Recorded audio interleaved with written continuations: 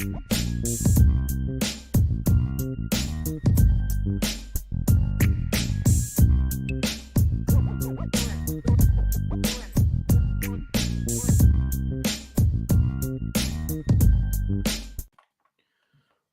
good, IB Nation? Welcome to another edition of the Irish Breakdown podcast. We'll call it a special weekend edition because we've got multiple things going on right now, Brian. We had a commitment that we're going to talk about, and we also had a practice look-in that we are going to report about. And, you know, of course, if you're a member of the message board, then you've already seen some of our thoughts in written form, but then we'll be able to kind of go long form today. So we're going to hit that second. But first, Brian, we've got a commitment here. Yes, sir. And kind of I don't know if it's unexpected per se, but publicly maybe, but no, we've been expecting this for a while. Actually, This was initially supposed to happen last weekend. Okay. And then it got pushed back to this weekend. But fair enough. Fair enough. 2025 pickup. So here, real quick, before we dive into the Brandon Logan commitment, just a reminder, we're not going to do a mailbag today, so don't worry about putting mailbag questions in. If you have a dying need to have a question answered, you can throw us a super chat, and of course, we will honor that as we always do. And we got a comment down there too. So yeah, got a comment, a super chat here, comment from AST12321. He's showing everybody how it's done. After depressing rumors, recruiting is looking really good in several areas. Big W on the trail and didn't take a L as many expected. Certainly not yet. But that's always the thing, folks. Recruiting is not determined by the current mood. Correct. It's determined by what's on the dotted line when signing day gets here. But this is some much needed good news for the 2025 class. But to your point, Vince, if anybody else wants to get their thoughts up or get a question in, my guy AST12321 just showed you how it is done. Boom. So without further ado, let's break this thing down. Brian, Brandon Logan, he is technically a 3-star safety from Fort Wayne Snyder High School. So, kind of a local kid for all intents and purposes. I mean, Fort Wayne has been good to Notre Dame in the past, and it continues to be so. And they went and won the state championship his senior year. He's a safety and, was committed to Vanderbilt University to play baseball. And then he'd been committed for over 2 years. Really? To play baseball at Vanderbilt. Yeah. Baseball's kind of crazy. You commit super early for baseball, it seems. And so he's been committed to Vanderbilt for a long time. Decommitted last night in preparation basically to commit to Notre Dame for football today. Right. And there's a lot to talk about here because, as I mentioned, he's a 3-star safety. And you keep saying that he's 3-star publicly. I'm doing that on purpose. Yeah, he's publicly, but he's not a 3-star on the Irish Breakdown. And that's the point that I'm trying to make. And so there's reasons for that, and we'll get into that. And his offer list obviously is not huge because football. he was a baseball commit for the last 2 years. And so a lot of football schools were just kind of like, well, he's obviously chosen baseball, so we're not really even going to go down that road. And so we'll break that down as well. But Brian, your initial thoughts on this commitment and then we'll jump into the backstory, et cetera, et cetera. Yeah. Well, just kind of big picture, Vince, this is a good commitment for Notre Dame. It is. It's a little bit of a lower floor than what they had before, right? With Ivan Taylor. He's not Ivan Taylor right now, but you're talking about a kid that they're betting on the ceiling, and they needed, they wanted to get a third safety in this class. So it fits some numbers. Right, he's highly productive high school player at a very good program, as you mentioned. At one of the, what are they 5A or 6A? They were 5A, and because they won the state championship, they are now 6A this year. Okay, so they got bumped up because of the success factor. Right. So comes from a very good program and a kid that's a 2-sport star, and that's a big thing. He's an interesting player because as a sophomore, he's not a Notre Dame player at all. His junior film is good. And his junior film was like, I'd take a flyer on that guy. What really put it over the top for Brandon Logan was the job he did this summer at Notre Dame's camp, which we'll get into here in a little bit. But basically, Vince, they wanted to get a third safety. This is a kid that made a lot of sense. This is a kid that they've been on now for a couple months. That's why he was at Irish Invasion to begin with, is because of some of the different things he did. But he was a kid that was like you said, Vince, just will kind of just slide into the backstory right away because those two things kind of go together. Fair enough. The backstory and kind of what this commitment means is this is a kid that just honestly wasn't a football recruit for a long time. I mean, he wasn't a guy. I mean, he's got Iowa and Indiana offers besides Notre Dame. That's it. Well, if Iowa and Notre Dame are offering a kid, you kind of think that some other schools would be in on him just because of those schools offering him, because that a lot of schools in the Midwest follow Phil Parker when it comes to offers of Midwestern kids. And so if anybody thought this kid was going to be a football recruit, and it didn't really become a football recruit till Notre Dame got in the mix, if we're going to be honest about that. No, I don't think that he's flipping anywhere else to go play football. That's my understanding, is that Notre Dame presented a unique opportunity for him to, number one, be part of a really good baseball program, College World Series, 2 seasons ago, right? And obviously it's a local program, high academics. That's also partly why he was at Vanderbilt, because he's a very high academic kid, and a guy that now gets a chance to play both sports. And so had he decided to be a football commit recruit a year ago, he doesn't have Ohio State and Georgia and Alabama on his offer list, but it's a lot more impressive offer list than the one that he has now. But here's the thing I said to you today, Vince. If Phil Parker offers a Midwestern kid, I'm down. Yeah, right. You know what I mean? Like, just look at which program's done a better job producing DBs up until the last year or two. The answer was Iowa. When it started talking, and even this year, their best corner went in round 2. Notre Dame's best corner went in round 5. And the only reason their best corner went in round 2 is because he had a knee injury and couldn't, and didn't get a chance to play at the combine. So, this isn't a great opportunity, and it's a huge win for Notre Dame in multiple fronts, because for football, it's kind of like, okay, low floor, high ceiling kids, got some tools.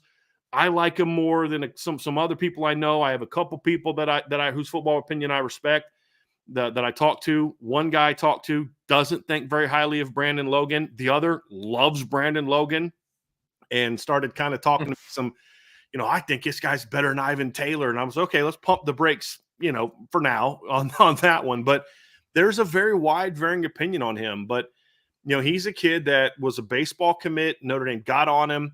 They liked his junior film. They were kind of talking to him about early on. The initial conversation, Vince, was they were actually recruiting him to come and be a walk-on the football program. They had 2 safeties committed, and they were trying to get Jadon Blair. So Notre Dame was actually trying to land Brandon Logan before they offered him a football scholarship. I don't know if that would have worked, because the Vanderbilt baseball angle, especially, it would have been even harder to get him to flip and be a walk-on based on the new rules that are changing for scholarships, because now baseball can give a lot more scholarships and more full scholarships, really, at least larger chunks of their scholarships. At 30, they get 30 now. And before they were 11.7? Yeah. Give out, Vince? Yeah. So so they can pretty much scholarship their whole team for the most part. There's going to be a few more, and I don't know if they have limits, and I haven't looked into that. But lots more scholarships to give out, to your point. Right. Maybe they would have been able to get him to walk on for football and play baseball previously. Once Notre Dame stepped up with a football offer, it was kind of a matter of when, not if. Ryan did a story a couple weeks ago with his dad, and we had to chop out like half the comments that he gave to Ryan because they were just like, it's a done deal. And we didn't want to take the kid's moment away, right? So Ryan's like, I'm not sure how to write this, because if I put all the dad's quotes in there, people are just going to assume that he's going to commit to Notre Dame, and we didn't want to take that moment from him. And so he actually had told Notre Dame that week. I'd have to ask Ryan when he wrote that article. I'm going to look that up, because it was weeks ago that Ryan wrote that article, and Brandon had already told Notre Dame basically that he's going to come. But he kind of, there was some uncertainty about how to do it, because he had really built a great relationship with the Vanderbilt baseball staff. And he had think about this. This kid's been committed to Vanderbilt for over 2 years. And you're just going to tell that staff, sorry. And Brandon had a really tough time with that decision. But he's been committed to Notre Dame for at least fully it's done, no back and forth, for 2 weeks, for over 2 weeks. It was just about the timing of when this all is done, from what I'm told. So, that was kind of the hang up, was really just, I think he knew what he wanted to do, but it's telling the Vanderbilt baseball staff that as well. Yeah, I totally this is get also that, a huge pickup for the baseball program because Oh, this is yeah. a top baseball player. I think Ryan had in his stats, Vince, through 3 years of high school baseball, he's a 450 hitter for his career in baseball. And he's a very, I mean, you watch his clips, Vince. You're a former high school baseball coach. Well, go watch his clips of him at different showcases and him swinging. He's got a great swing, very fast swing, very powerful lower body. So this is a huge pickup for the baseball program at Notre Dame as well. This is actually a bigger pickup for the baseball team of what we know of Brandon Logan right now than it even is for the football program. But I do like Brandon's upside, and I like this pickup for the football program. I do. But it's an even bigger one for the baseball program. Yeah, for sure. It really is. And as we've seen, Notre Dame has no problem with guys playing multiple sports. No problem. Especially skill players. Yeah. It's a little tougher for bigger guys, but for skill players, it's just not something that they worry about. You know, they had guys on the baseball team. I think they had, Drake Bowen obviously on the baseball team this year. You had Jordan Faison, Tyler Buckner, and Sam Asaf on the lacrosse team. So Notre Dame has been very supportive of that. And this goes back previous to Marcus Freeman. Brian Kelly also was great about that as well. Yeah. I mean, you had Cole Kmet on the baseball team. You had Torrey Hunter Jr. played on the baseball team. Troy Pride was on the Notre Dame track team. So Pat Connaughton was a baseball and a basketball player. So this is something that Notre Dame has always been supportive of, and Brandon Logan is simply just the latest example of that. So huge pickup for the baseball team, really like the football team too. So let's talk about how the offer came about, Vince. Oh, okay.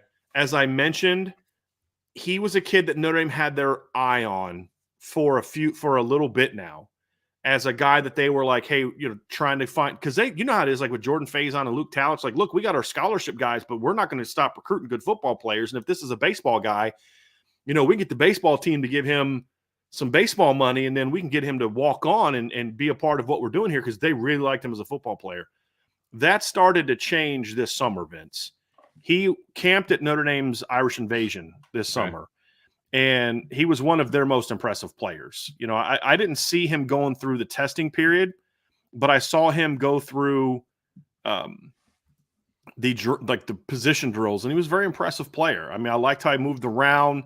He moves even better on there than he did on film, in my opinion, as far as like change of direction and things like that. Because on film, we'll see when he get into film, he's just pretty much a downhill player on film.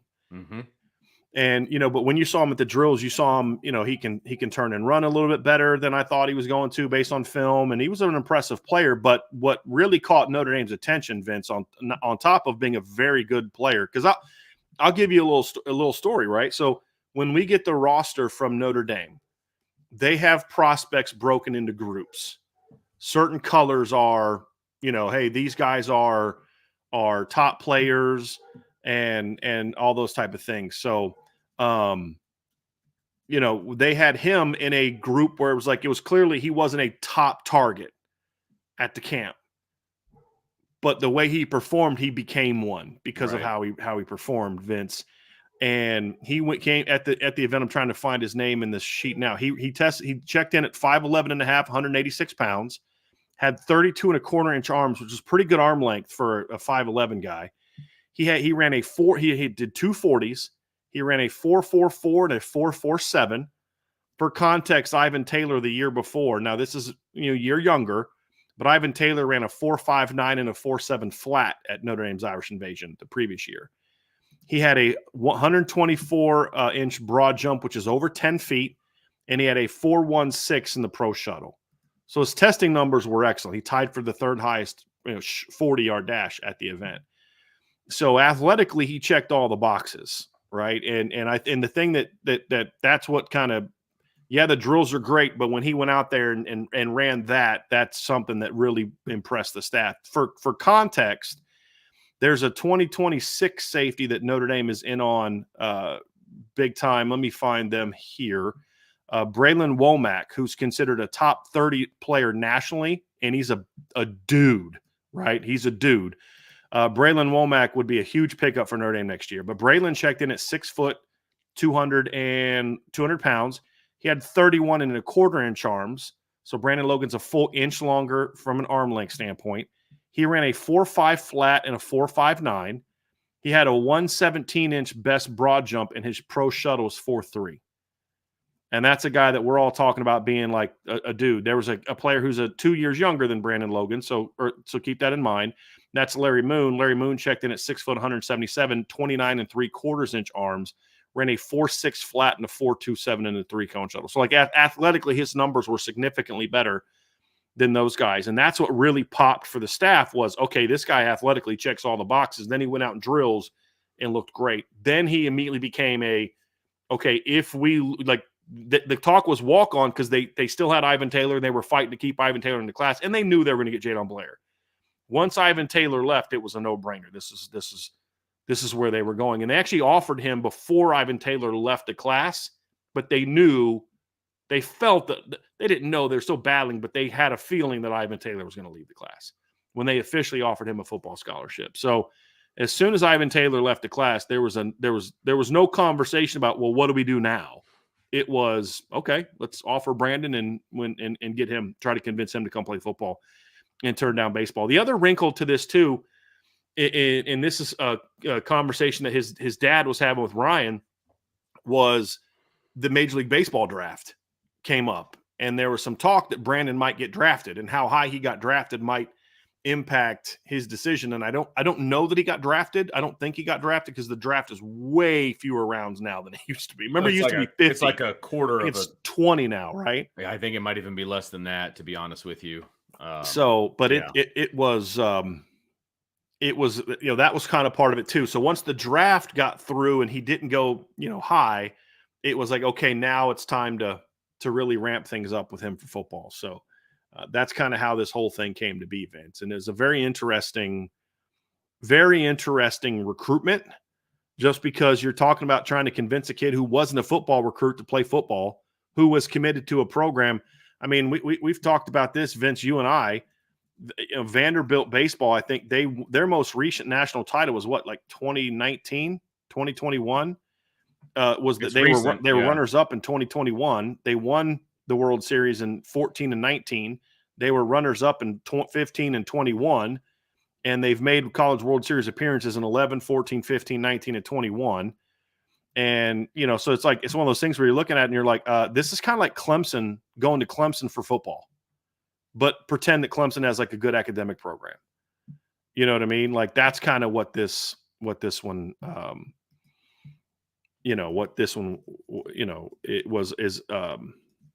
that's kind of how this commitment was.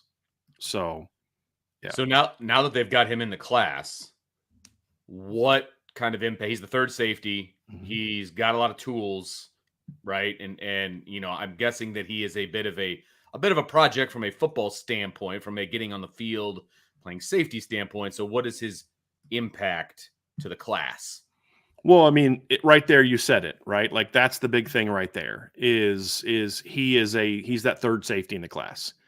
They've got two different types of safeties right now in the class. Ethan Long is sort of that rangy, play over the top, cover guy that can come down and tackle, but he's a cover to tackle guy, cover to run support guy. Jadon Blair's, we broke him down, 6'4", 200 pounds. He'll be over 200 by the time he's in Notre Dame. Downhill, dynamic, playmaker, can play over the top, can just do everything. He was a top 50 recruit for us. Right now, Brandon Logan is sort of a Don Schuler type of guy. He's right now on film, Vince, you watch him, he's a downhill, keep everything in front of you and explode to the football, pick things off, jump in front of throws, come downhill, stick people, and play with a lot of great range downhill. Compare him to last year's class, he's a lot like Kennedy Urlacher in that regard. Although he shows a lot more playmaking ability in the pass game than Kennedy showed. We didn't see a whole lot of Kennedy in coverage. We see a lot more of Brandon in coverage, or at least playing zone stuff. So he's sort of that downhill, he'll do a lot of what DJ Brown did last year, play that, that middle robber, come downhill, sometimes line up in the box, be a good run tackler, be a guy that jumps tight ends, be a guy that jumps overs, play sort of that intermediate zone. That's what he shows on film right now. That's what he adds to the class. So you get that third safety in the class. You got 3 last year. You've completely restocked your safety depth chart. And he's not a guy that's going to scare off the studs in next year's class. He's not going to scare off Blaine Bradford. He's not going to scare off Braylon Womack. He's not going to scare off the top safeties, the Zach Forts and the other guys that, the long list of safeties they're on. He's not a guy that's going to scare them off, where maybe Ivan Taylor and Jadon Blair might have been like, yeah, you got three guys that are top 250 recruits. Like, I'm going to go over here and be that number one dude. That's not going to be the case now with him. So he adds value, but he doesn't have that same potential negative impact on next year's safety class either. And then he adds speed. And that's something Notre Dame needs more of at safety. Vince, you and I see it, right? Like there's good football players there, but there's not a lot of guys running 4.44 outside of maybe Bronte. But Bronte didn't run a 4.44 at Notre Dame's camp either. He was more high 4.4s, low 4.5s at Notre Dame's camp. So this is a kid that gives you an infusion of speed and power at a position where you need an infusion of speed and power. That's kind of what his game is about, and that's what he brings to the table. So impact the class numbers-wise, but also impacts the class from a skill set that they're looking to have more of. And, one of the great things about having Ivan Taylor, Jadon Blair, and Ethan Long was that they could play together. And this group can do that as well. Like I could even see Brandon Logan even being a bit of a, when you want to go three safety looks, he can be down in the box as well and like playing that nickel spot, when you're trying to get more of a tackler zone guy down there. So I certainly could see something because he's already 5'11 and a half, 186 as a rising senior in high school. He's got a very impressive frame. I mean, he's going to be 195 to 200 pounds pretty quickly, I would imagine. He'll never get super big because of baseball. Like he'll never get like, oh, he's going to be a Rover or something. I don't think that'll ever happen because of baseball. Baseball is always going to keep him, on the 200 to 205 at the most range, even if he gets to that. But he's a good-sized kid with power that can do a lot of things. So you can also line him up as the field safety, and Jadon is the sort of the nickel safety, and then Ethan can be the boundary over top safety. You can put Jadon, you can flip those two guys in the back. You can put Brandon down on level 2 and put Jadon and Ethan on level 3. So you still have a complementary group. I don't think he complements the other two quite as well as Ivan Taylor did, based on what we see on film. Ivan was more of a cover guy that could do some things against the run. Brandon's more of a run guy that's going to have to learn to pass. So it's a little bit different, but there's still that aspect where these three guys can play together. And that's a very important piece of this puzzle. So, yeah, that's how it impacts the class. Well, it's that time where we dive into the film. We can kind of show what we're talking about when it comes to his tools and what he's able to do and all of those fun things. One of my favorite parts of the show where we get to dive into the film together. And, his film is good. There's no doubt about it. And you'll see some clips of him playing in the state championship game at Lucas Oil Stadium and, all those different things. And so, again, he comes from Fort Wayne. So you're going to see some Fort Wayne schools on there. And, a lot of things jumped out at me when I watched his film, Brian, and we'll kind of get to those as we watch it. But there's a lot of things to like here. That's for sure. For sure. There's some things he's got to learn, right? Some areas 100%. He's going to have to improve. He's basically just getting by on God-given ability. Mm-hmm. But again, this is a guy that's never focused on football the way that he will be moving forward. Right. And I'm really curious to see how his senior film looks because Agreed. I see a good athlete on his junior film. I don't see 4.44 on his junior film.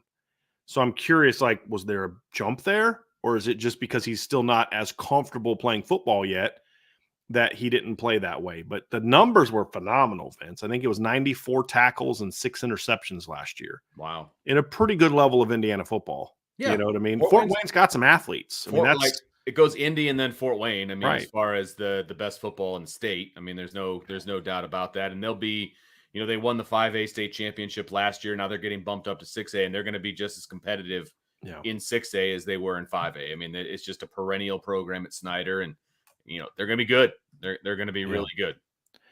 Yeah, so I mean, you look at their schedule last year, Vince. In 2023, they beat Warren Central 42-20. They beat Carroll 27-24. They did lose to Homestead in overtime 23-20. They beat Bishop Dwenger 33-13. They beat Wayne 37-0. They beat Northside 42-14 in I think that was a postseason game. Beat Mishawaka 19-18. Beat Merrillville 28-0, and then beat Decatur Central in the state title game 33-6. So it's a good football team. It's a good football team. And he was obviously their most productive defensive player. So let's pop on the film, Vince, and take a peek at what Brandon has to offer. And you guys will get a chance to kind of see what we're talking about from Brandon Snyder. And the very first play is going to be exactly what we're talking about. I do love that fact. You can't dismiss that. 46 interceptions, 4 of them he returns for touchdown. Yeah. And you're going to see that kind of get started right away on the film. So very, very talented football player. But you're going to see, again, he's number 4 on the film. All his plays that we see, I don't remember if we see a lot of clips of him kind of flipping his hips, but I love that right there. Good collision, but keeps his eyes downhill, light on his feet, doesn't get flat-footed, doesn't get kind of rerouted, keeps that guy in front of him. He never gets threatened vertically. Like, he reads the receiver very well. The receiver never says, "Hey, I'm running by you," right? Everything about the receiver is like, I'm trying to make a move. He's patient with it, and then plays with a good inside-out angle, steps in front of the ball, and picks it off. And touchdown numero uno for Mr. Logan. Yeah, I like his nose for the football. He did a good job of staying in the hip pocket of the receiver there until it was time to break on the football, and then just stepped in front of it. He kind of baited the quarterback a little bit and did a good job getting that interception. Yeah. That's just a bad throw. Yeah. I mean, that's just a bad ball. But you see good athleticism there, right? I mean, this is one of the few times we really kind of see him open up a little bit, see that nice little back pedal there.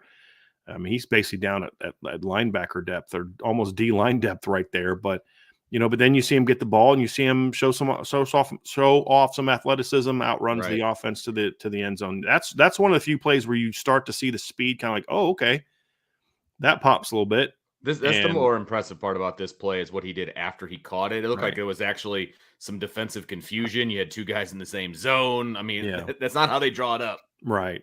This is another one. Again, you see a lot of this, light on his feet, understands where he has help, so he doesn't overreact to the play, keeps his eyes on the quarterback, and then, finds the football. So we're going to get to some stuff here in a second where it's like, oh, he didn't return it for a touchdown. That doesn't happen very often. Is this Lawrence? No, that's not who this is. That's a nice play right here. This is playing center field, and you see him jump that ball. This is one of the few times we see this, Vince. Nice little pedal. Technique is not good here, right, Vince? I mean, he's kind of standing tall, but you see good foot quickness. And then he reads it. I mean, he doesn't play a lot of center field in a lot of these clips. He's usually more the strong safety down in the box kind of a guy. This is more of him playing center field and rolling over. But, I mean, he reads the ball perfectly, high points it. But you're right. His technique is not good. And that's one of the things. That's why I said earlier he's a project. But I love the read. Watch how quickly, as soon as he's reading that quarterback well. So that quarterback turns and throws, and he breaks on that ball in a hurry. Right, because initially the quarterback sees him beating the linebacker. He's like, oh, this is going to be a touchdown. And then all of a sudden the safety comes over and robs it. Yep, absolutely. Is that with a drone? Yes. Okay. I was wondering, I was like, what the heck is, different, unique, very unique angle for sure. Yes, very unique. I like this is a really smooth plant and drive right here, Vince. Right. Again, technique is not great, but boom, plants, gets downhill, nice, easy movements, and then you see him stick. This is where the highlight tape did not show as much of this as I would want to see. This play right here is one of them. I want to see more of this on his highlight tape, because when he comes up, he can stick. This guy, it's like, don't jump into a defensive player. That's just not smart. Right? Just not smart. But look, he comes to balance, right? He's not out of control, comes to balance, nice shifty feet. Look how long his arms, though. This is an example where you can see how long he is. Yeah, because of his gloves. Yes, you can see the whole thing. Yeah. Exactly. He's a very long athlete, which is going to help him be a very good tackler. So and there's plenty of clips in here where the tackles aren't great, but he puts himself in position to make the play. You know what I mean? Like, his feet and feel are really good. Right. As he learns the technical part of things, he's going to be a lot better. But this is a nice read here. Who is this? This is Homestead, right, Vince? Yes. Okay. Yes. So I thought that field looked familiar. The problem is Snyder doesn't have a home field, so some of their home fields, they're kind of all over the place. Gotcha. But they're true run team here. Gotcha. I didn't know that they didn't have a home field. Yeah, makes sense. It's not a very nice one anyway, so they try to. I get that. Go elsewhere. But here we go. Like, look, Vince comes to balance, nice, good base, doesn't come out of control, not looking to knock people out. Like, he's physical, but not like an out of control, oh, I want to take everybody's head off kind of guy. And that's something that I like for a safety. Yeah, if you get a chance to light somebody up, but he's got good power. This is another one. Look, like patience. He's got outside help. He understands, like this one said, his feel. He doesn't have to over pursue because he's got a corner outside or actually that would be another safety as the support player outside, or he can play inside out, good patience. And then once he realizes that guy's got nowhere to go, you see him turn on the speed and he chases him to the sideline. So the athletic skills I like. He's just got a lot to learn technically. And he is long, though. He's a long football player. That's nice pursuit right there, Vince. Mm-hmm. Like, that's real nice speed right there.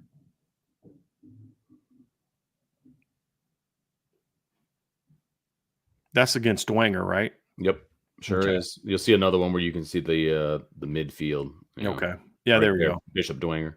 I'm assuming the BD and the crosses would have made that it's a giveaway. Yeah, a little bit. That's not a shout out to me. That sucks. I'm disappointed in the old Dwangers. Could be. Again, patience, Vince. Right? Like, not out of control. He's not the perimeter support player. So he doesn't have to fly out of there out of control. He's got a nice inside out angle and actually kind of still goes a little far, but he kind of has to because of the wash. This is a good play. This kid's got nice nimble feet. You also see there's a little hip tightness there. Mm-hmm. Right? He's got a little bit of that. He's not a super clean flip and run guy, but it's not bad. But you can see a little bit of tightness there.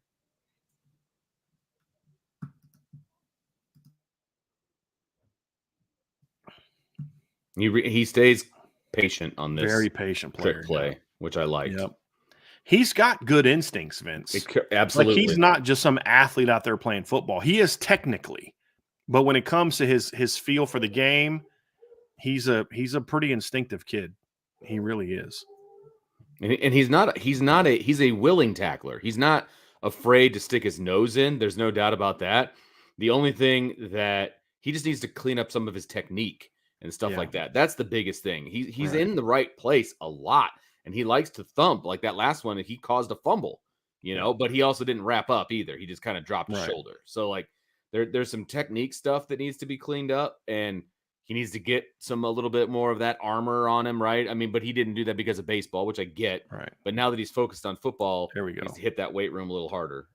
Real quick question, Vince. It's only state title games that are played at Lucas Oil, right? Correct. Okay. Well, they do some indie teams play there during the regular season. No, I mean in the playoff. Like, this would only be a postseason game. Yes, is what I'm saying. 100%. Or championship game. That's good stuff right there. That's a good size running back, and he stands him up and gets under like this. He gets low, right? Nice base, gets low, and then he hits that guy, and it's, I'm stronger than you. Mm-hmm. That's what it comes down to. This is a state title game, so you're playing against a good football team. I'd be very curious who that running back is. He looks like he has really good size, or was that the quarterback? The quarterback's a big guy too. A little scrape over top. There's a little pedal getting over. He's got, man, his length is really impressive. He's a really long athlete. He really is. There's a lot of tackles on there that aren't on his highlight tape, Vince, that I would have liked to have seen. I know, right? Because that kid made 94 tackles last year. So he's gonna get after. But you guys see the skill, right? You guys see the length. You guys see the feel for the game, right? He's not just some athlete that they're gonna have to teach how to play defense. You know what I mean? He's got a lot of technical work that's needed. To your point, the strength is going to need to come. The good news is a strength program in college baseball is a little different than in high school baseball. Right. So, he'll be good there, but I don't know what kind of baseball program Snyder has, Vince. I don't, I honestly don't know either, to be perfectly honest. It never came up when I was coaching. We never went to Fort Wayne or anything like that. Okay. So I was curious about that, but again, it's a good football player, man. This is a kid that's going to need some time. He's got good. You see good speed on film. I don't see 4.44. That's something I'm very much looking forward to seeing this season. Is what is his does his speed pop a little bit more this season? Right. That's something I'm very, very much looking forward to, kind of seeing this year. Looks like their baseball team's not great. I kind of figured, but I didn't want to throw any shade. Yeah. But he's very good. Unwarranted. Yeah, he's very good. They got knocked. They had a losing record, got beat by Carroll in the playoffs 14-1. So Carroll's a good baseball team. Yes. Yeah. But according to Max Preps, and I don't know how many games they have him having played last year, but according to Max Preps, he hit 441 last year. Actually, I'm going to see if I can. No, that's basketball. Come on, give me his football stats. I don't care, or baseball stats. I don't care about basketball. It is interesting. He's a 3-sport player, though.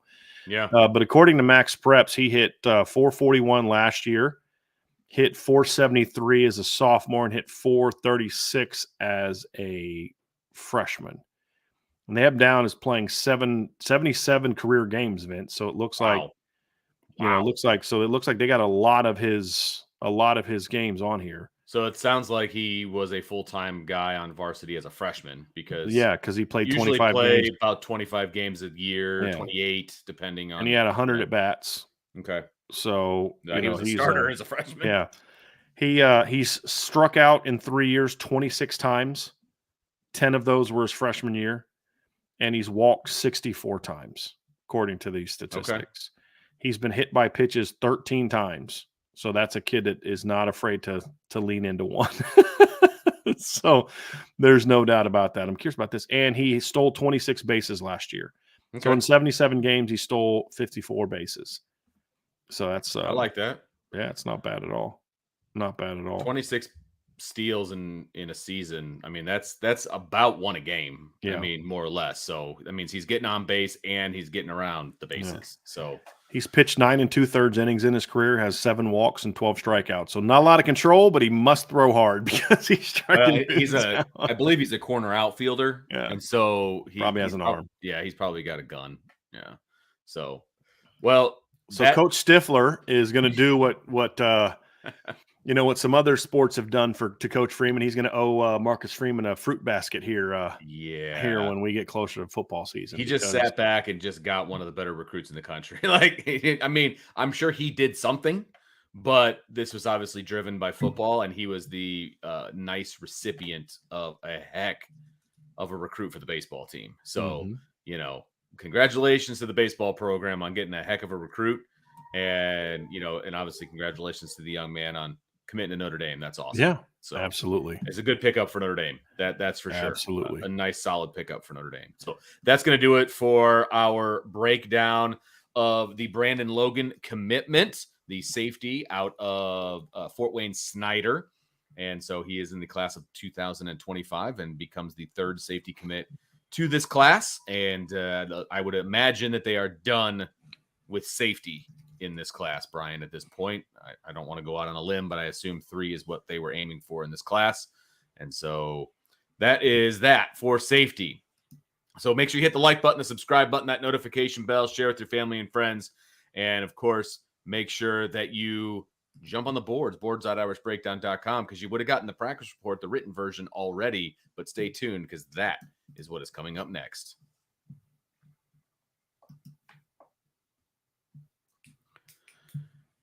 Brian, we had an opportunity today to check out the first 5 periods of practice. And so we kind of divided and conquered today, and you kind of went defense and a little, and they did some combo stuff. So you also saw a little bit of offense, and then I kind of hung down with the big uglies in the offensive line and watched them and their deal. And I was able to send you some videos. So you kind of got to do all of it, which was awesome.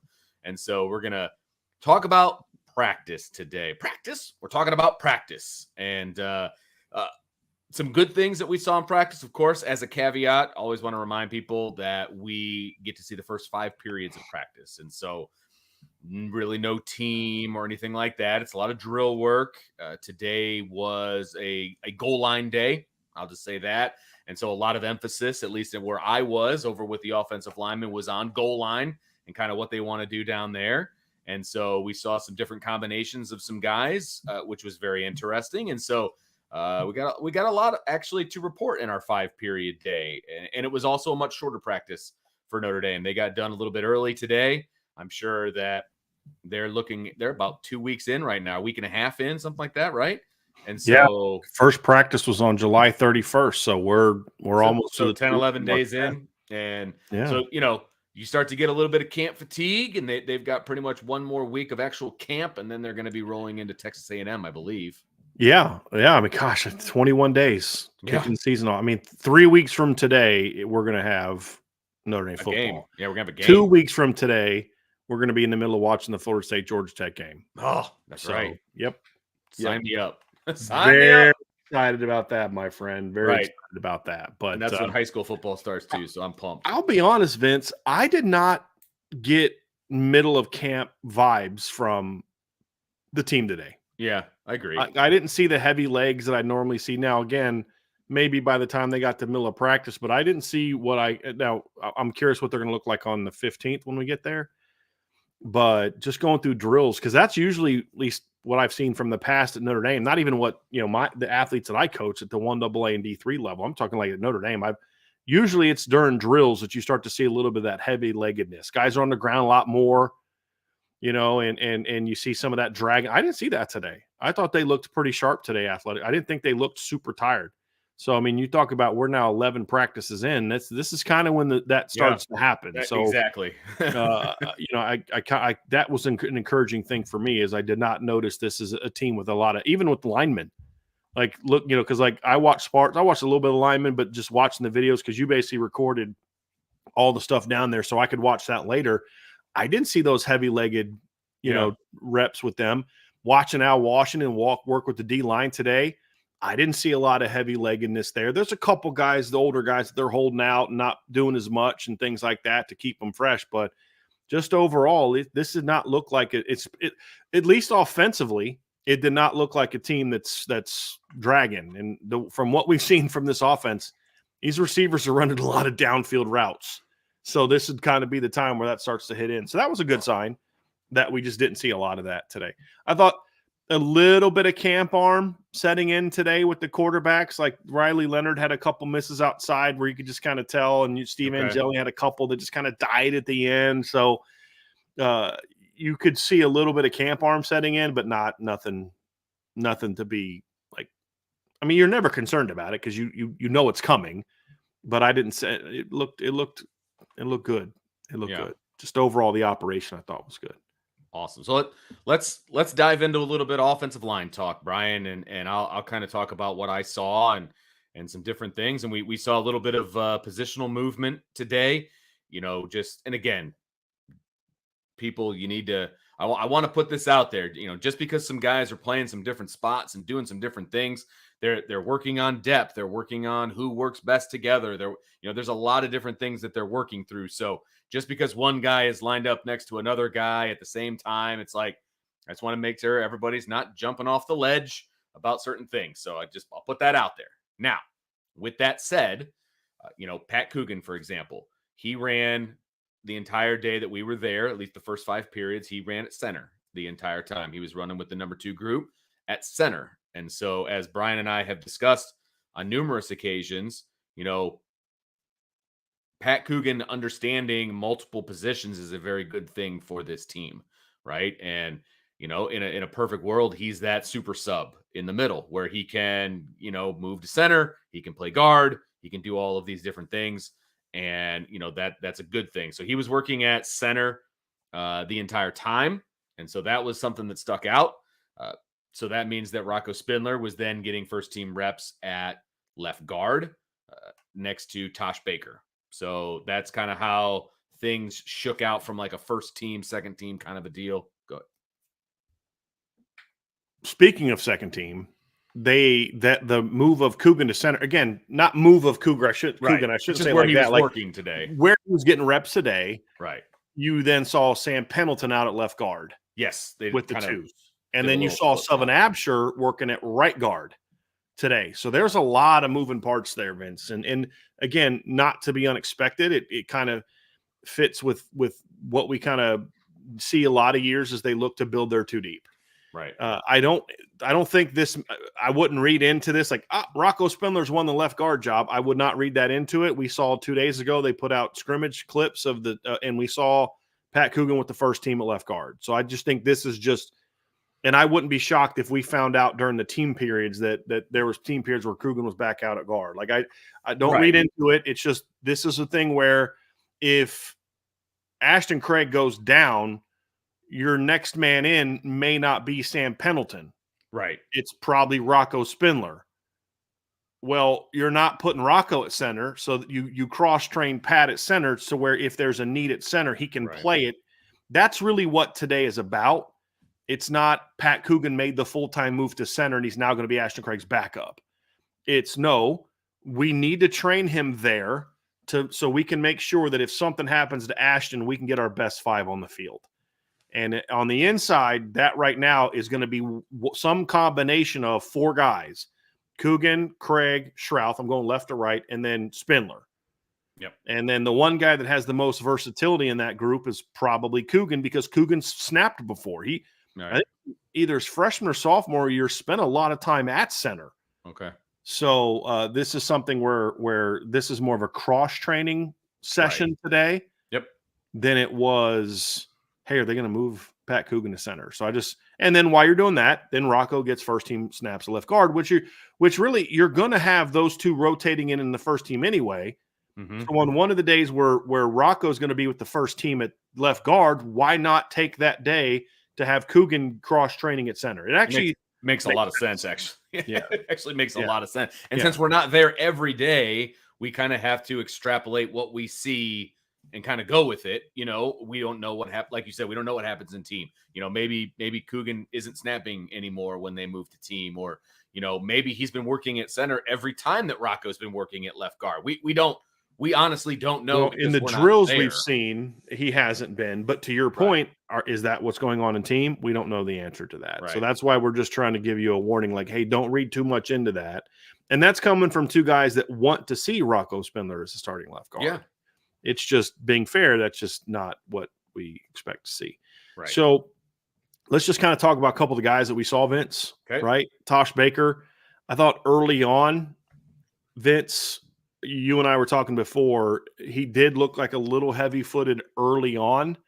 So I thought that got better as we got more into the practice. So here's what's interesting. When I first started watching the offensive line, I was just watching. I was standing there just kind of taking it in. That's the evaluation that I had on Tosh as I was kind of watching them at the very beginning. And then the light bulb went on. I was like, hey, wait a minute. I can film this and I can show it to Brian too. And so then when I started filming it, he got better. Like, he wasn't kind of as heavy footed as he was at the beginning of practice. Right. Yeah. And so you didn't see some of the earlier stuff that I was watching. And like, I had already kind of formed my opinion, and then I'm watching it through my phone and all of that. But anyway, your point is absolutely on point. Like, he started out a little heavier and then got better as the practice went on.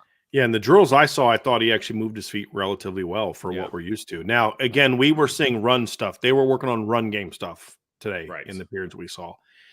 I thought Tosh did a really nice job of keeping his pads low, which is a concern for me. He wasn't playing high. I thought they were working combos, so he was having to – there was one block. Now, again, this is against another offensive lineman, but he did a really nice job kind of opening up that front foot and then bringing the back hip, right, the far hip inside and getting leverage inside of a lineman there. And then Rocco gets off to the second level. So I thought Tosh, from what we saw today, run game wise, just going through drills, looked solid. Look, now it doesn't say anything about his overall preparedness for the position, right? It's just from what I saw today, looked solid, looked good, and looked like he's getting a little bit more. Did you notice a little bit more push from him today than what we saw from him in the spring? He was, yes, a little bit more drive in his lower body, and I think a lot of that has to do with the fact that he was sinking his hips more. He was bending at the knees and getting down and not playing as high, because Tosh has a tendency like here's his hips, right? Tosh has a tendency in the past to just kind of go like this, and he like looks like this. It's like, you don't sink your hips, or you don't bend at the hips, you bend at the knees. Yeah, sink your hips. When you sink your hips, you bend your knees, as opposed to leaning over. And that was a big problem Tosh had. And that's why Tosh was always on the ground so much in the past, because he would just kind of bend over, and he's so long in the torso, he was kind of take him down like a tree. Today we saw a better job of Tosh sinking his hips and working. And that was a positive to see. I like watching Rocco and Tosh work together. I do think there is a bit of a mental like, oh, Rocco's a really good run blocker, and so I kind of got to pick up my game a little bit and get Hope do so. you know what I mean? Yeah, I hope just I so. like that combo working together. And that I mean that's what I saw today. I saw two guys just kind of road grading over there, and it was enjoyable to watch. Yeah, agree. Rocco, I thought there was one drill where they were working on a double team, and Rocco got a little fast getting up to the second level, and he kind of got his shoulders above his feet and he went down. But outside of that, I thought he moved his feet well. He's always going to be a little heavy-footed guy, but his power steps today were good. He was sinking his hips, and I thought he got real good push and looked really good in drills. Billy Schrouth was excellent. I mean, he works at a different speed than everybody else. Just athletically, he's just so much quicker than everybody else. But what I noticed today from Billy too, Vince, is a little bit more punch, a little bit more emphasis. They don't, as a whole, I just don't think Joe Rudolph teaches that real well. They don't use their hands violently as a unit. I don't think, Vince. I don't know if you agree or disagree with that. Yeah, but I thought Billy was doing a little bit of that today. That was yeah. I some of that to me has a lot to do with comfortability. In the past, when I've coached offensive line and when I've been around offensive linemen, when they're like really thinking about where they need to go, what they need to do, they're just worried about getting to the right place at the right time. Once they feel super comfortable with what they're doing, then you start to see more of an explosion and more of a physical dominance once they get there, if that makes sense. Like and it's like that for any position. Like once you know what you're doing, you play freer, you play faster, you play stronger, right? It's the same thing for offensive linemen. I think these guys are starting to feel more comfortable with what they're doing and where they're going and how that works. And now you're starting to see a little bit more of an explosion. And I think we saw that from Billy today. Yeah, Ashton looked good working up the middle. Right tackle, Emil he was putting his head down a little too much today and bending over at the hips as opposed to sinking his hips. He actually looked like one of the few guys that looked like he had camp legs today because he didn't want to sink his hips at all. Right. And that's the reason I don't worry about that, Vince, is because that's normally something that Emil does well, is sink his hips and drive through contact. Sure. He was the one guy that looked like he was maybe dragging a little bit today, but just you want to see more of you don't want to put your head down. You want to go face to face as an offensive lineman. He was putting his head down a little bit, bending over at the waist instead of sinking his hips. Right. And that's not normally what Emil does. So he's the one guy that if I said had noticeable sort of mid camp, camp legs, it would be Emil. Yeah. From what I saw today. That's fair.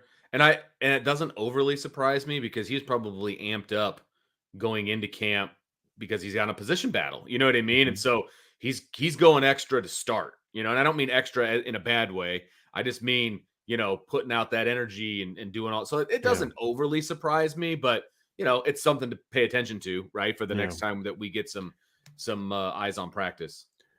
I want to respond to something real quick, Vince. Somebody asked in the chat, kind of a follow up to what I'm talking about. Say, what do you mean use your hands violently? Oh, okay. Fair question. Yeah. So there's really kind of two ways, and different offensive line coaches will teach things different ways. And I'm just a believer in one way.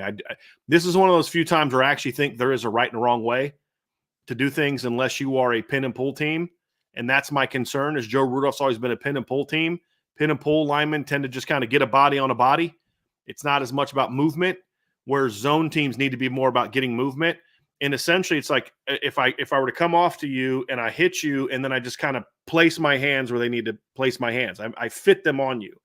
What I believe in and what I think is how it should be is when I bring my hands, I'm bringing them with force because I'm trying to get you. I'm trying to rock you back. I'm trying to win that leverage battle, get my hands on you, but not just get my hands on you, but get my hands on you with force.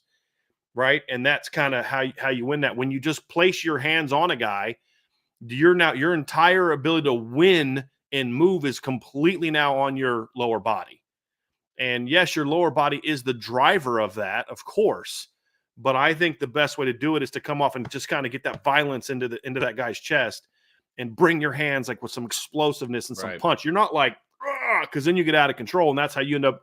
A good D lineman is going to be like, you're going down and I'm going to the court, the ball carrier, and I'm about to get me do my sack dance here real quick. So that's what I mean. Is just bringing, I think a better way of doing it that would make sense is like bringing it with, just using some punch, using some force with it. I always talked about it being violent. That's just the word that I use. Maybe that's not as helpful of a word, but it's just being strong, using them as a weapon, just really being forceful with your hands and trying to use your upper and lower body to move people. Now, it's not like boom out here. It's all here because you're still going to be in tight quarters. So it's like right here. It's like if you're a boxer, right? You've got, there's the jab and then the long stuff, but then there's the stuff where we're in tight quarters and I got to bring my, my stuff here. It's more like that. It's more like fighting when we're kind of in quarters, or where, if you're an MMA guy, they get kind of, body on a body. You still got to use your hands with some force, right, to move people. Mm-hmm. And that's what we need to see more from. I feel is one of the biggest concerns I have about how Joe Rudolph teaches O-line. It's just not enough of that emphasis on just really using your hands to be for power. Yeah. He's big on placement, getting your hands inside for placement, but not as much from what I want to see on just the violence that I want to see, the force I want to see from your hands. So that's a very good question, because if I'm saying something that you don't quite know what I mean, I appreciate you asking that question, because I don't think, Josh, you're probably not the only person that had that question. Mm-hmm. So I appreciate you asking that, and I hope that explanation makes sense for you guys. Anything else you want to mention from the O-line? Gerby Lambert. We're going to talk about Gerby a little bit. Super raw, but he is different. Yes. Like, especially 100%. Now that Jagasal's not there, you're like, that guy looks and moves different from everybody else, right? He just, in his stance even, he's so long that he's able to kind of have his he doesn't have to sink his butt as much as maybe some other guys, or even sink his shoulders. Like, he's got that real perfect stance because of how long his arms are. Yeah. You mentioned, Vince, that there was a lot of coaching him up on, proper alignment, right? Right. Like, because they were working goal line today, and so the like the splits, and they wanted, where they wanted guys lining up and some things like that, and so they had to remind him a couple different times, hey, widen out here, take a step back, whatever the case may be. I mean, it's rookie stuff like that, and that's 100% to be expected on day 11 or practice 10 or wherever they're at on this thing. It's totally expected. But once the drill would start and he would make contact, then it's like, okay, this kid is different. Yes. Right? And foot quickness, explosiveness, lateral. I mean, just he moves at a different speed than anybody else. Correct. Like, Strauss, the only one that looks like him. Movement, like, just athletically. Right. Not even Ashton is not quite as just athletically, that looks good as what Gerby did. But you can also see he's really raw, because there's some snaps where it's like he doesn't look like he knows what he's doing. Exactly. But when he knows what he's doing, you're like, that's going to be the dude. And that's why people are excited about him, obviously, right? And that's why we talked about you might have to speed up the process. Yes, and might have to speed up the process. Like, you need to speed up the process. Yeah. You know what I mean? Because he's got to learn all that other stuff, like the mental stuff he's got to get down. And so you work that out. You get him with the grad assistant, watching film, doing all of these different things. Like, that's what needs to happen with him. And you got to put it into overdrive, because if you can find a way for him to help this football team, that's where you want to be. And I'm not promoting that, he pushes somebody out of the starting lineup. I just saying him individually, if you can put him on a fast track, that's only going to help your football team. That's what I mean by that. Get him where he needs to be. It's a no-brainer. Get that kid ready to go. It's exactly. Like I said, Vince, like, it was funny. Some people had asked in the chat, and I actually want to get some people's opinions on this in the chat, but then also on the message board especially. But people talked about, like, should we come up with an IB shirt every year? Okay, you got the IB logo, but then some slogan that represents the season, right? And get like 2024 on it. And I joked to my wife, I said, I said the theme for this year, the thing I've probably said more than any other thing in shows recently is figure it out. You know what I mean? Like, figure it out. It's like I was talking with somebody today at the practice, and it was just like, I don't think fans understand how deep this team is compared to past teams. I mean, like, it's talking like, you remember 2019 when, like, Tony Jones is like the only moderately healthy running back for the Georgia game. And it's like you could be down to your fourth string running back and still be okay. And it's Aeneas Williams. And I'll tell you, we're going to talk about Aeneas in a little bit. Maybe it's Kedron Young. You know what I mean? And the backup would be Devin Ford, who's a former top 100 recruit who played at Penn State. You know what I mean? So Right. This team is so deep, and it's just such an interesting group. But you even see that on the offensive line today, Vince, where there's some guys there that they're just not ready yet. But man, you got to figure it out. And Gerby Lambert's one of those guys. When a guy looks like he looks athletically and size wise, dude, figure it out. Get him ready. That's what you get paid money for. And if you can't get a kid like that ready for something, maybe you're not the guy. And I'm saying, like, that's true for any coach. Like, if you can't figure out a way to get that guy going, like before I wouldn't have cared because you had Jagasol, you had Emil, you had Tosh. But now with Jagasol out, like, okay, you don't have that elite 6'7", 320+ guy now that is athletic and powerful and has the 5-star upside like Charles does. He's gone.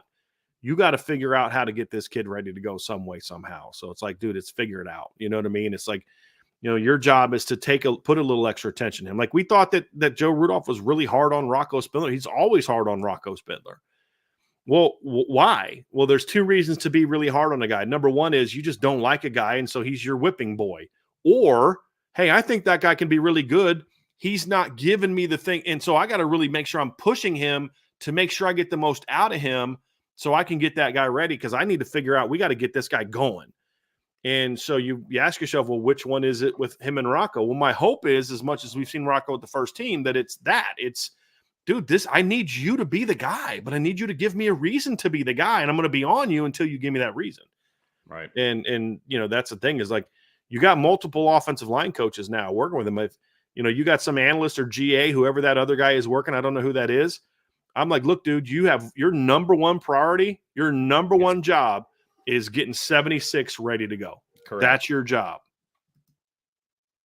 Completely agree. And he fits the bill, man. He fits the part. He checks all the boxes, as they say. And so I'm excited to see what they end up doing. Well, I'm not going to see it because we're not going to be at practice, during the season. But, his maturation process from a mental standpoint is the biggest hurdle right now. And Charles Jagasol wasn't ready to play this time a year ago either. So my comments are not, I can't believe Joe Rudolph doesn't have Gerby Lambert ready to go by practice 11. That's not what I'm saying at all. No. It's just, you need to be in that mode of we're going to spend put a little extra attention, a little extra coaching on this guy because we got to get him ready where maybe we didn't have to speed that process up as much prior to Charles Jagasol going down with an injury. Well, and just to play devil's advocate, Brian, he, the last time we were at practice, he was with the third team. Now he's with the second team. So, I mean, it does appear that and he was also with the second team when they were doing at the stadium yesterday. Yeah, right? The thing that the video clips that they put out yesterday. Thursday. I don't know when it was, but like whatever the video that they put out, they put it out. I think they put it out yesterday. They did. It was probably from the day before because it looked like a night practice. So it was probably from Thursday, like you mentioned. Yeah. But, look, he was with the second team. So he's moving in the right direction. Well, partly because they got the former number 2 right tackle now playing over the left side, and they've got Tai Chan playing over there too. So, I mean, part of it's process elimination, but it is giving him more reps. Right. And it's going to get him more opportunities. Exactly. So you figure it out, man. Right.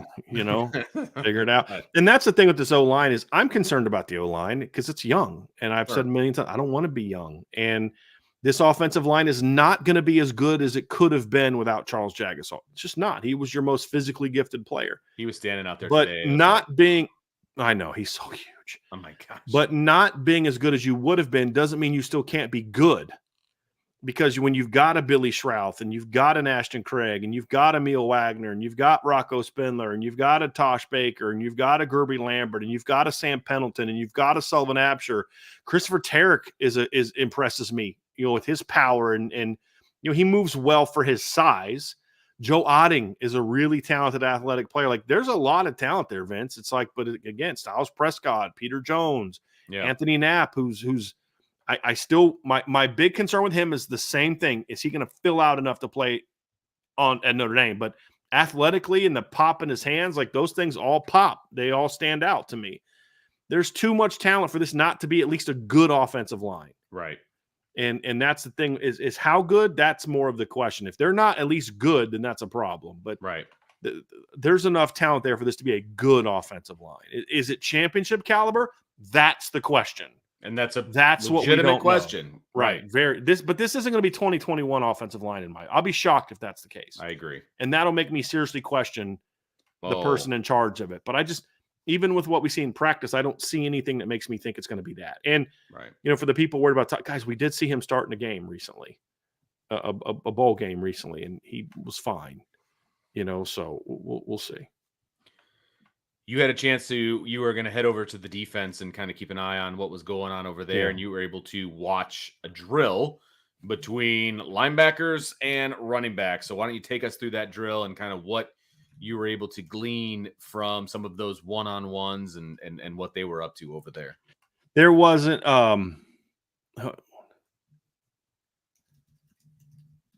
it's typical of what we've seen, Vince. There wasn't a lot there. They did this period at the beginning where they were kind of like working on like tackling and with tight ends and linebackers and D linemen. I couldn't really see who was what because they kind of had the players around it. But okay, that it was a lot of read and react stuff, which is normally what they do in individual, working on different things. We saw a lot of Adon Schuler today working with the first team in those drills today, coming downhill and doing a lot of different things. So that was good to see.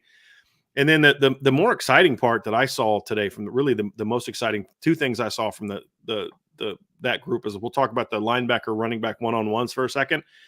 But I was very impressed with what I saw with Al Washington today. They were doing a drill and they go like 4 or 5 guys at a time. And then there's also a guy on the opposite side working against him. But they were working today on the exact like what I dislike about the O-line is something exactly I like about what they're doing on the D-line. And it's partly why the offensive line has to be that way. But he was really working on being powerful with your hands when taking on blocks, locking guys out, and then being really aggressive with their block destruction and immediately getting off to the ball and making a tackle. It wasn't on a defender. It was like on a bag. And so I like seeing that where he's a guy that you say, hey, look, it's not just block destruction and go. That's what a lot of D-line coaches do. It's block destruction and go make a tackle. Get off the ball. Go make a tackle on the bag. And so just hearing the coaching points, there's a lot of talk. He doesn't use the word violence like I do, but there's a lot of talk about being strong with your hands, locking guys out, keep them off your body, get them off your body. That's why you can't just place as an offensive lineman, in my opinion. And so when I look at it and say, hey, listen, here's kind of where you need to be. Here's what you need to do. Here's how you need to use your hands.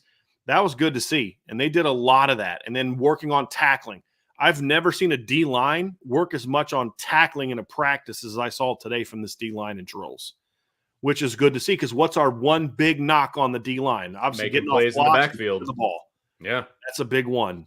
Finishing plays in the backfield, right? Right, exactly. We talked about that. Exactly. So that's kind of where I'm at, Vince, with that. I enjoyed watching that, just kind of listening to him talk. He talks a lot in practice, just constant instruction. Like even before they go to the next drill, he'll stand there and go over exactly once on the next drill, and then they hustle over the next drill, and they're rocking and rolling. So I did like to see that. I was happy to see that from the D-line today, but that's really all we could see from that. The only real competition, Vince, was the linebacker running back one-on-one in pass pro. That was fun to watch. I can imagine that it was. And I know that you saw some good things both from the offense and from the defense. And you made an exclamation to me when we were driving home. You're like, yeah, I don't know if we're going to be seeing so-and-so in this particular, scenario or, that kind of a thing. And it was, but a lot of good competition happening during this drill, which is awesome. Well, the one thing is they didn't just line the linebackers up and say, go. Right. They have them working through like a smaller area. So that way, because they want them, because like in sometimes you'll see like RB, LB one-on-ones, and it's just kind of like they just roam, kind of like at camps. And it's like, yeah, but it's not going to be like that in a game because you're not going to have this 8-foot gap to work through because you've got linemen in there. You've got a smaller gap you've got to work through as a linebacker. And so they had a very small gap. You had to work through it, and then they have to win. And so you're hearing Max Bulla and Dylan McCullough both just nonstop coaching, which for me, Vince, that was good to see, and both super encouraging, but super like, hey, do this, do that. I need to see this. I need to see that.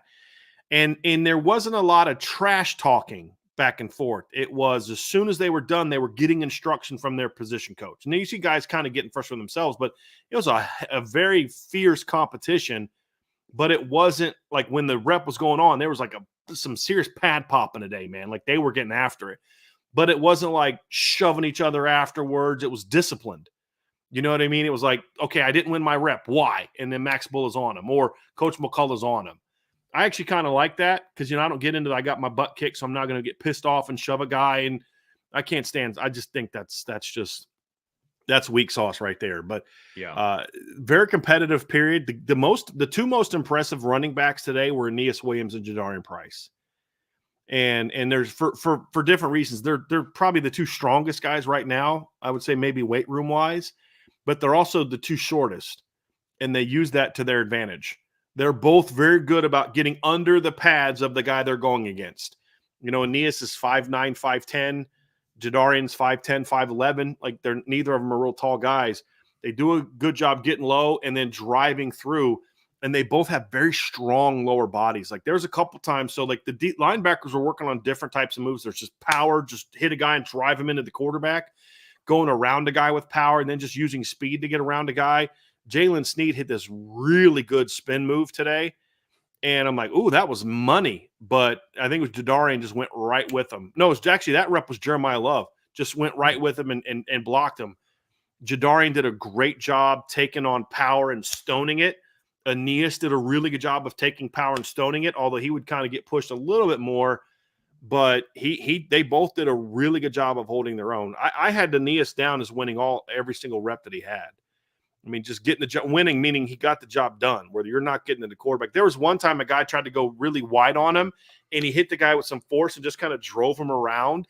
And Coach McCall was like, that's exactly, if he's going to go there, then you take him out of there, and we're going to step up into the pocket and handle that. That's what I always taught when I was coaching wide receivers, because you're blocking in space, which is not an easy thing to do.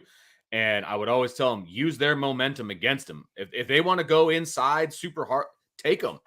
Go with them, but take them there. If he wants to go outside, take them outside. Use their momentum especially against on an inside blitz, because if you go run past a quarterback, there's a lane that just opened up that the quarterback can step into. 100%.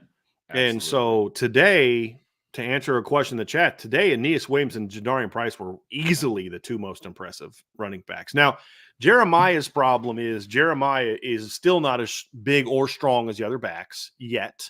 It's definitely stronger, but he's just longer. He's a little bit more like of a high-hipped, high-cut kind of guy, just got a lot longer legs than those other guys. And that can be a challenge for a longer back to kind of, especially when your linebackers are kind of your height, close to your height, kind of coming in and winning. It was a little harder for him to win the leverage battle, and he just doesn't have as much behind as the other running backs. But he battled Vince, and he was also going against Jalen Snead, so he's going against the twitchiest guy that they had. Yeah, right. But I thought he handled himself very well. And Aeneas also, or Jadarian too, also, by the way, had some really impressive wins against Jack Kaiser. And Jack Kaiser's always been a pretty good blitzer.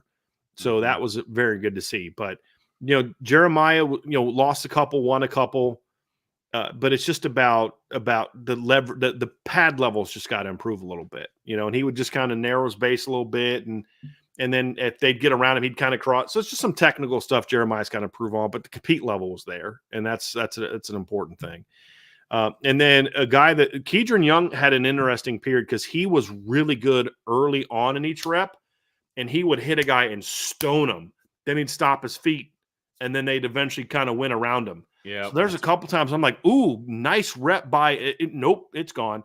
And that's what Coach McCullough. That's a rookie thing, though. Right. Exactly. Because in high school, you can get away with that. Because when he would hit guys in high school, he's knocking them to the ground. Exactly. That's what I'm saying. Kind of what it came to. Yeah. He'll bounce off, that kind of a thing, and it won't matter, right? Yep. In college, that's not going to happen. So he's going to have to learn to use his feet. But that initial power, that initial pop was good. He was definitely taking him on. But that's what Coach McCullough kept getting him on, is like, you got to keep working your feet. You got to keep working your feet. Because when he would lose guys late, and he would get mad at himself because initially, like, I got this. Oh, no, I don't got this, And that's something he's going to have to work on, in my opinion. But he's got the body for it. He just has to keep moving his feet. And that's something that Aeneas did a really good job, is he would hit a guy hard and have that good base. But as soon as that guy tried to work around him, he was moving his feet, So, and it can be tough because you got to anchor, right? But you can't be so heavy-footed in your anchor that guy just kind of then sheds you and goes, or makes him move around you and then you just lose him. Right. So that's something that I like to see as well. I thought technically this was a good period for the running backs. I thought the running backs did pretty well today. I thought Drake Bowen had a couple good wins. He just likes to use his power and then kind of just hit a guy and then kind of get up underneath him. Sometimes it worked, sometimes it didn't. The guy that had the most impressive rushes to me today, Vince, was Preston Zinner. Keedron Young and Devin Ford both had some issues with Preston Zinner today, and he beat Jake Tefelsky on a play as well. He's got a really nice ability to bend around those running backs to the point where I said in my practice report, like, it's almost a disservice to still have him at linebacker right now because that guy's got some edge rushing ability, and he's bigger than the other running backs too. Like, I would seriously consider moving Preston Zinner to Viper, or at least have him focus on some of that pass rushing responsibility more, because he's got a knack from what I saw today, and a bit of a knack for rushing the quarterback. Now, again, he didn't go against Jadarian Price. I don't know. I didn't see him against Aeneas. Okay, fair. But when he did win, I mean, he was impressive. He was really impressive. So I liked what I saw from Preston Center today. Kingston had he went against Aeneas most of the time, and it's like Aeneas got him. He got him on that. And what I was surprised by, there was one time where it looked like Kingston was a little pissed that he got beat the previous reps. He just tried to run through Aeneas. Didn't work. That's a strong young man right there, number 20, because Kingston is a monster. Like, I mean, we've seen Kingston knock linemen back. But Aeneas was – but why? Why did Aeneas do that? Because he would get up underneath Kingston. Yep. And then the one time Kingston tried to go low on him, but Aeneas is so low that it's like he's already down there. You try to go around underneath him, he just puts you on the ground. So I was really impressed with what I saw from Aeneas Williams today at Pass Pro. Really, because we know he can catch the ball, right? And so this is a young man that's like, hey, who the third down back might be. After today, I'm not sleeping on Aeneas Williams, because kid has over 2,000 career receiving yards, Vince. Right? I mean, we know he can catch the football. Right. Can he hold up as a pass blocker based on what I saw today? Yep.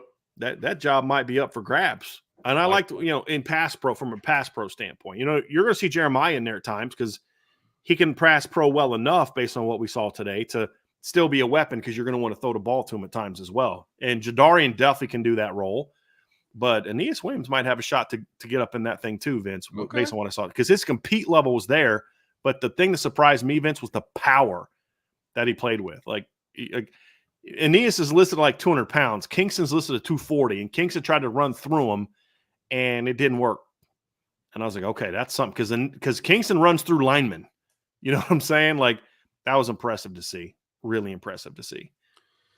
So there were, again, we had 5 periods, so there's only so much that we can really see. But there were some other guys that were working in some other positions, and you were able to get your eyes on, a little bit. There was some punt return action going on. There was a little bit of wide receiver action going on. You know who doesn't have a camp arm right now is Tyler Buckner. He was zinging him in there to the wide receivers. Yeah, that's kind of been he was. His role. It's funny because Sean Stiers and I were joking around because we were kind of watching that as well for a minute, and and he was doing a good job of throwing. I have seen him throw more balls at practice than I've seen him catch balls. I haven't seen him catch a ball yet. He's just been in there just zinging the ball over at wide receiver drills. But anyway, I digress.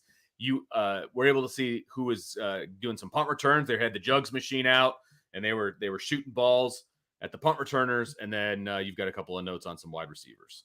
The jugs machine kicks wonderful spirals. Yes, man. It does. Like, holy moly. Like, beautiful spiral. I've never seen a more technologically advanced jugs machine. It's got like a laptop on it. Yeah. I mean, what is there to like analyze? Anyway, I know, right? Yeah. Like, because it used to be you had to turn it and get the thing right, and now it's just like, nope, we want 45, and it's like, okay, oh my gosh, whatevs. Right. But this is the first time that I can remember ever seeing only offensive players returning punts. Okay. In the past, I feel like we've always had at least one defensive guy back there, right? Yep. In the last couple of years, it was Jaden Mickey, but today it was all offensive guys. So they were working on fielding punts and then blocking punts. Okay. And so they were working on different things about getting off, the edge and blocking punts and stuff like that. So The punt returners were Jaden Greathouse, Jordan Faison, KK Smith, Jadarian Price, and Logan Soldate were the 5 kids back there returning punts. So it was all receivers with the exception of Jadarian Price. So it's going to be interesting to see how that battle goes and see who kind of wins that battle right now. Jaden Greathouse was the first guy out there for all the drills. Jordan Faison, I believe, was the next guy, then Jadarian, then KK, then Logan Soldate, I believe is the order that I saw. That doesn't mean that's the order that they're, first, second, third, fourth. I'm just saying the order of when they took the reps. So, but, they field the ball well, but it was a little easier to field it today. You should have fielded it well because they were in a tight zone. There wasn't a lot of room to work with. They were like kind of off towards the sideline. Yeah. And they were just working on catching. It wasn't, a couple of them were short. And they'd have to run up middle, Peter, and they'd still field it, right? Which they're supposed to, right? Exactly. Yeah. Coaching football, Brian. I got to tell you, one of my biggest pet peeves on game day was letting a punt hit the ground, and roll. I just catch the dang ball. Just catch the dang ball, man. Just catch the dang ball. I have lost my mind in games watching a ball hit the ground and then roll another 10 or 20 yards. You know what I mean? It's like, do you understand how hard it is for us to get those 10 or 20 yards? Mm-hmm. Like, just catch the ball, help us out.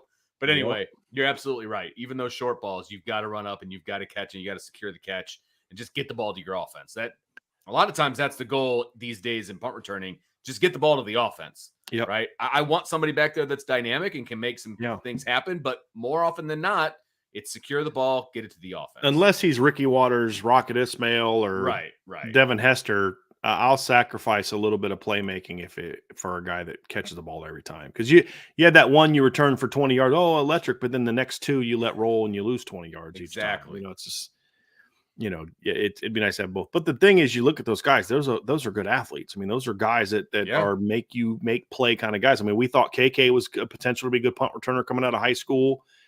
He was the guy that could definitely do damage as a punt returner in high school. I think Jaden Greathouse had something like 4 punt returns for touchdowns as a senior in high school. That guy plays in big time Texas football. He's not playing against a bunch of stiffs. Obviously Jadarian is a guy that was a good punt returner in high school, and Jordan Faison's a guy that we saw at last year Notre Dame return punt. So you look at it, Vince. There's talent back there, man. And then Logan Soldate was a good punt returner in high school as well. So all these kids are really good high school punt returners. And this is something we talked about. Ryan and I would talk about when we were doing recruiting shows and talking about the last couple classes. Look, they're not just landing talented players, but they're also bringing in guys that are going to add value as return men coming out of high school as well. And that's an important piece to this thing as well. I was a little surprised we haven't seen Jeremiah Love back there returning punts, but they like the group they got. I mean not that he would even be the best guy for it. I just, get him back there fielding some punts. But yeah, it was a sight to see, man, because there's some athletic kids there. But they weren't doing anything schematically. We wouldn't tell you if they be able to tell you if they were, but they were just working on a technique for field, for receiving punts, and then just the technique on blocking punts, which was good to see. So Marty Biaggi gets really intense during those periods, man. Like, and I don't mean that in a negative, insulting. I mean, he just gets really intense during those periods, and awesome. Because you see him all the other times, he's kind of like this, like happy-go-lucky, smiling all the time guy, and then they get to those special team periods, and it's like, okay, it's like, it's like he hulks out real quick, and you know what I mean, like, and he gets after it. But I mean, it's coaching, it's all coaching and instruction, but it's just like it's like, this is my time to shine, baby. You know what I mean? Like, this is my time to shine. And he gets after, man, which is good to see. Absolutely. And they do a lot of different things at once. Like, they haven't done a whole lot of, as a unit together, doing things. They really compartmentalize and work on instruction on a very small level, right? Where you're taking these 2 kids and they're working with a coach on this, and these 2 kids are working with a coach on that. And I kind of like that. I'm curious to see how it plays out during the season, as opposed to just lining up there and just doing a bunch of punts.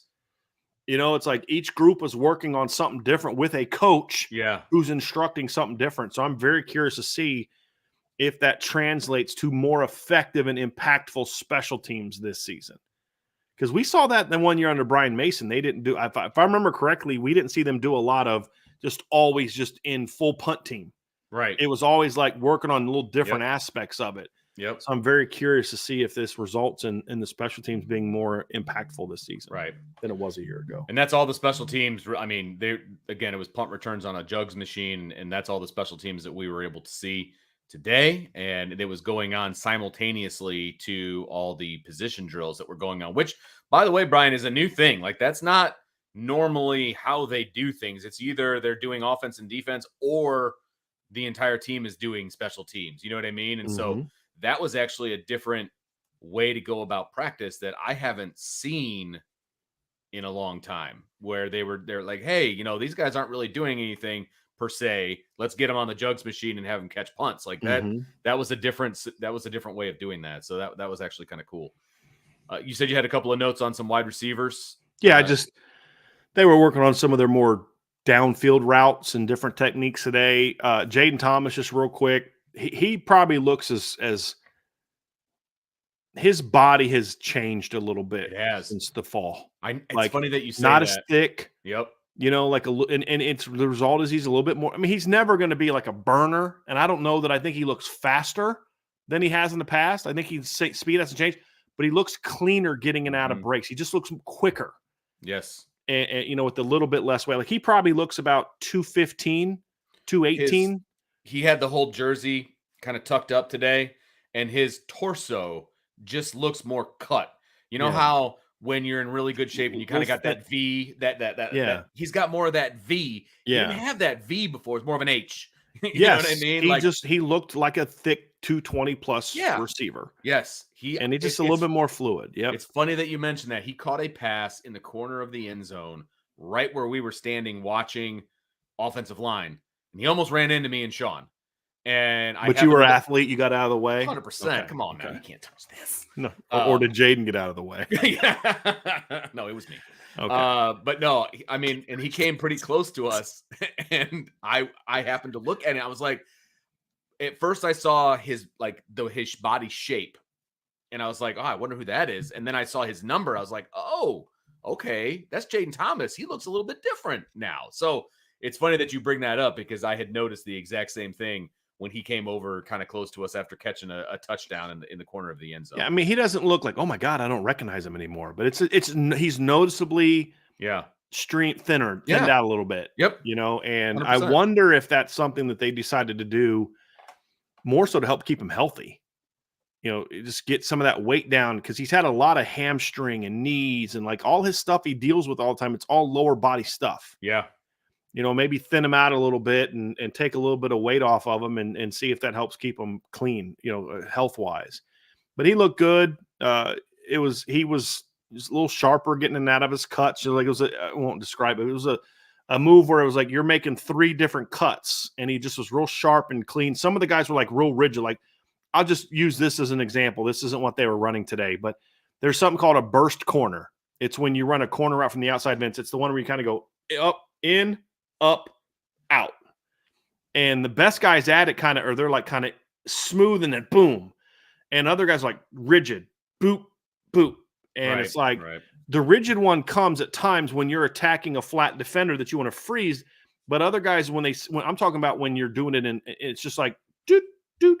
And Jade today was really clean on going into different types of routes. Again, they weren't running the burst corner today. I'm using that as an example, but it's one where there's multiple cuts because you're attacking leverage and you're trying to influence. Because sometimes if you're an outside receiver, hey, the route I'm running, I'm actually trying to influence the safety. I got to work in and then get vertical, and it was kind of stuff like that. So I thought he looked good. Bo Collins looked really good today. Chris Mitchell's got to be more consistent catching the ball. I have noticed that in practices. I don't know if it's because I've never seen him have drop issues in games, but he just is a little inconsistent catching the ball in practice is something I noticed. I think Logan Saldate is still learning how to run routes. He's a little bit rigid, but when he's just kind of relaxed and just goes and plays, he's actually a pretty quick, twitchy kid. And, you knew he was an athlete coming in, but you just kind of like to see it in person, just make sure that it definitely pops in person. But that's something that I saw today that I was impressed by as well, was just watching Logan. He's got really nice feet. Micah Gilbert's he has definitely gotten more explosive since the spring. Okay. Like just coming out of breaks right? And I don't know that I'm not saying he's necessarily more athletic or more explosive athletically, but I think that comfort level on how to get into and out of he plays with a lot of confidence. And it was he's an impressive looking kid. So that's kind of really it for me today. I didn't watch a ton of the quarterbacks, watch them throw deep balls. It wasn't great. Today they were working on some deep stuff and there were some, guys just the timing was slightly off either from the receivers or the quarterbacks. It was on the other side of the field, so I couldn't see like what numbers they were, but a couple of them balls hit the ground that shouldn't hit the ground. A couple times it looked like the receivers were at fault. A couple times quarterbacks just missed, but I didn't see enough of it to really have a strong opinion on that, on that period, Vince. Yeah. And you had mentioned earlier on, in case people weren't here at the beginning of the practice report, that, you're at day 10 or 11. Camp arm is a thing.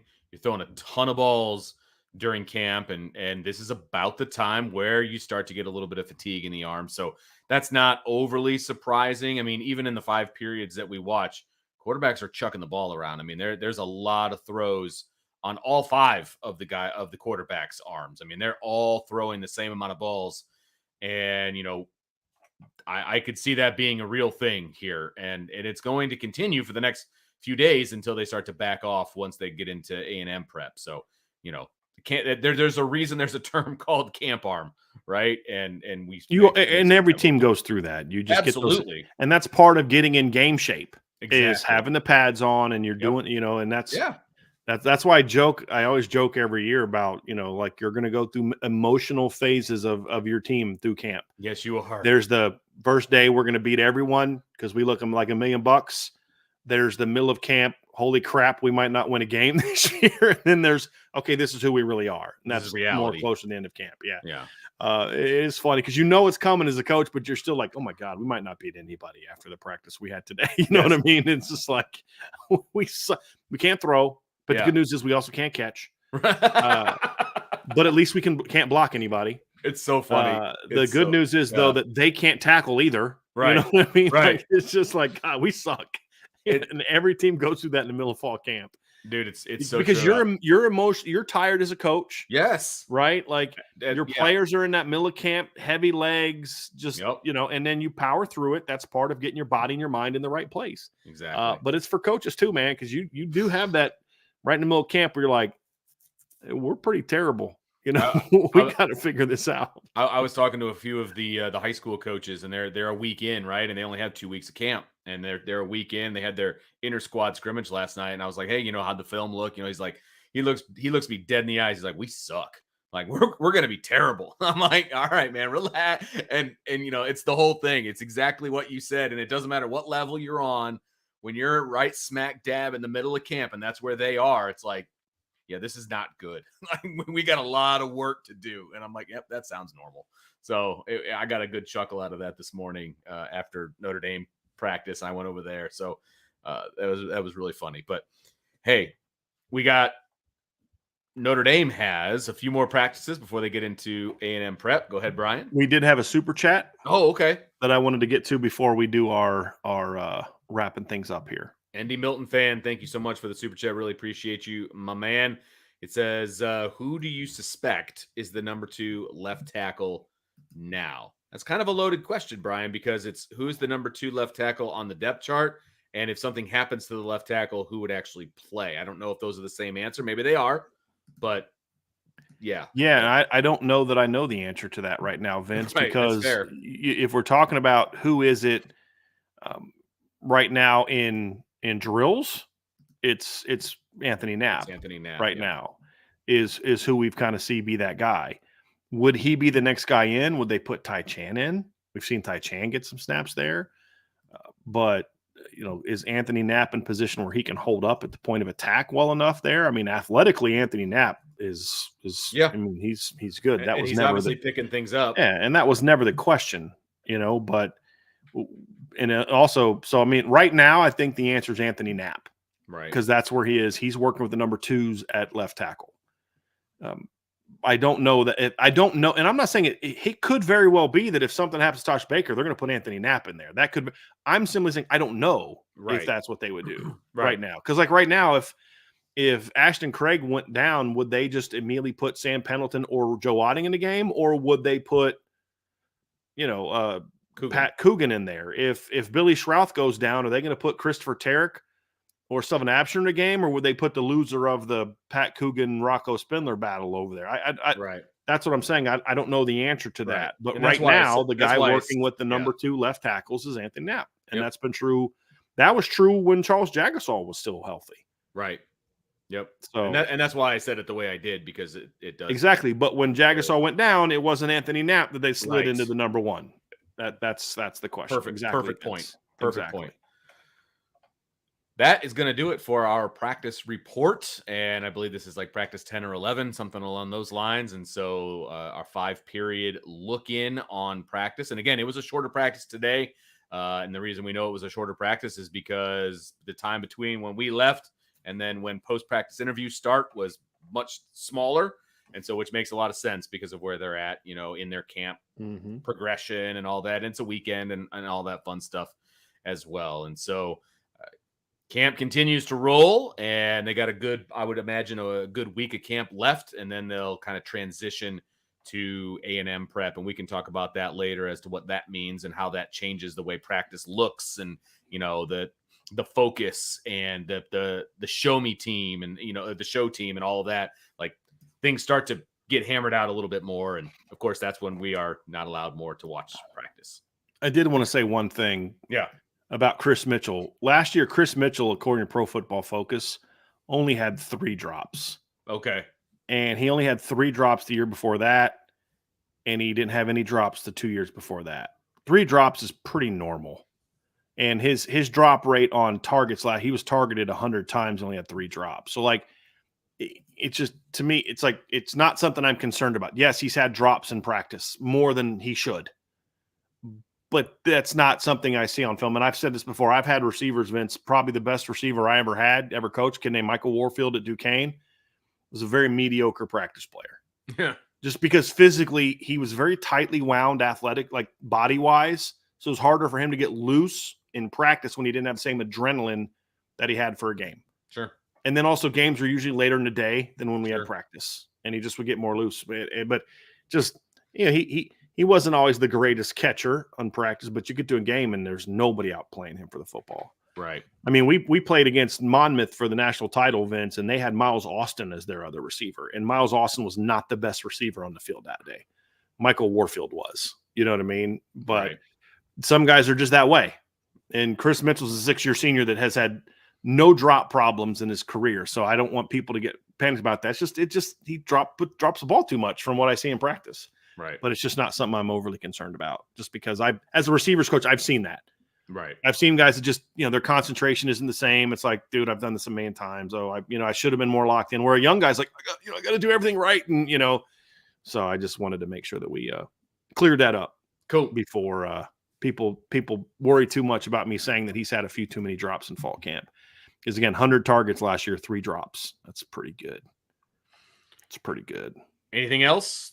Oh man, that's it. Okay, that's it. So that's going to do it for this practice report for today. Hey, make sure you hit the like button, the subscribe button, that notification bell, share with your family and friends. We will be back on Monday for our normal afternoon show, and then of course IB Nation Sports Talk after that. In the meantime, Brian, I hope everybody has a wonderful weekend. Enjoy the rest of your Saturday. If you live anywhere near Notre Dame, it is gorgeous outside. Oh yes. Get outside, enjoy it before they turn the heat up outside again. But right now, man, it feels like almost like a end of September, like early October day out. It's beautiful. Get outside, enjoy yourself, enjoy the rest of your weekend, enjoy your Sunday, and we will talk to you next time on the Irish Breakdown Podcast.